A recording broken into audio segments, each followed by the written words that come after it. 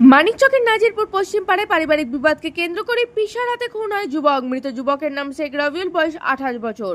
ঘটনা সম্পর্কে জানা গেছে, সোমবার রাতে পশ্চিম পাড়ার বাসিন্দা আলতাফ মমিনের মেয়ের সঙ্গে বচসা বাঁধে তারই বৌদি সালমার সাথে। সেই সময় আলতাফ মমিন সালমা এবং তার মা অকলিমাকে মারধর করে। এই মারধরের বিষয়ে নিজের পিসা আলতাফ মমিনকে জিজ্ঞাসা করতে যায় রবিউল। অভিযোগ, সেই সময়ই আলতাফ ঘরের ভিতর থেকে চাকু বের করে এবং পরপর হামলা করে রবিউলের ওপর। ঘটনাস্থলে রক্তাক্ত অবস্থায় লুটিয়ে পড়ে রবিউল। স্থানীয়রা তাকে উদ্ধার করে মানিকচক গ্রামীণ হাসপাতালে নিয়ে গেলে চিকিৎসকরা তাকে মৃত বলে ঘোষণা করে। এই ঘটনার পর থেকে পলাতক আলতাফ। অন্যদিকে ঘটনার পর কান্নায় ভেঙে পড়েছে মৃতের পরিবার। ঘটনার পূর্ণাঙ্গ তদন্ত শুরু করেছে ইতিমধ্যেই মানিকচক থানার পুলিশ। जो बात हुआ इस टाइम